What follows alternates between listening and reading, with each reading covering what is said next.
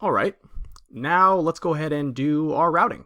So we're going to need a routes file, and we're going to name it blog.js, and we're also going to need a model file, and we're going to call that blog.js.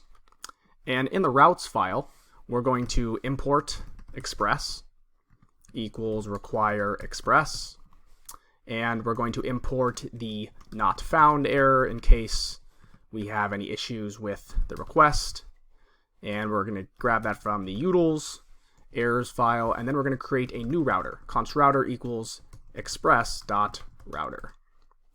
And then let's just define one route for the time being, and we'll go into the rest of this in a minute.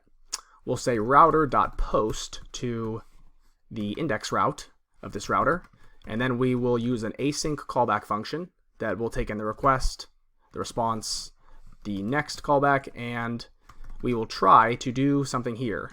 Handle creating a new post, and then we will say res.status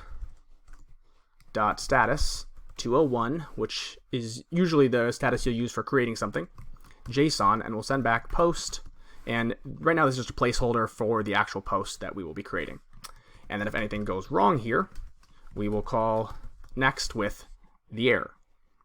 Now, so far this isn't doing anything, except that we do need to module.exports equal the router, and we've defined a single route, but we aren't using it yet because we need to import that into the server. We're also not doing any creating here, so we'll need to make sure we have a system to create the post, and that'll happen in the models, and we'll import that and use it here. But before we do any of that, let's just go ahead and set up the router so that it works. We'll come in here and we'll say const blog router equals require ./routes/blog. And then we will define our route. app.use blog router. So now any requests to the /blog endpoint will then be redirected to the blog router. And that blog router will check, is it just /? Is it a post request? Go here. Anything else? We don't match it. Go on to the next part.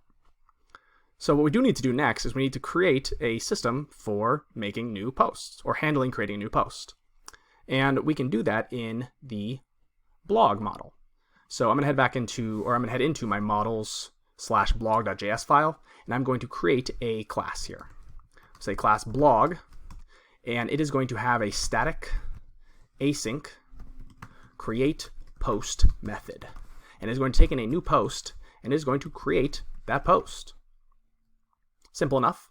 Let's also go ahead and define the other things it needs to be able to do. It needs to be able to return a list of posts. Let's just say list posts. And it will list all the posts that exist in the DB. We also probably want to get a single post. Let's say fetch post by slug, post slug. And let's put here slug, the post slug. And we will fetch a post by its slug. And then we will say module.exports equals blog. And now that we have that, we can import this model, const blog equals require /models/blog. And we're requiring it in our routes file because we're going to use it to create a new post here. We're going to say const post equals await blog.create post. Now, where is this post coming from? Well, the user is going to send the new post in the request body. So we can say const new post equals request.body.post.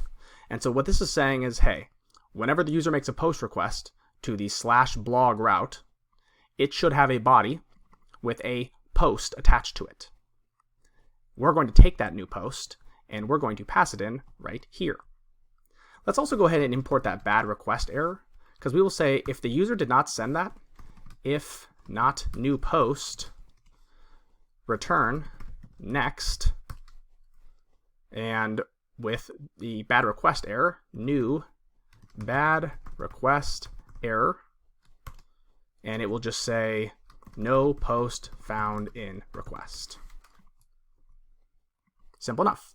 Now, we're going to want to have a couple other routes here, But for the time being, this is okay since we still need to actually create our data modeling system. And we have nothing in our data folder at the moment, and that's what we need to handle next.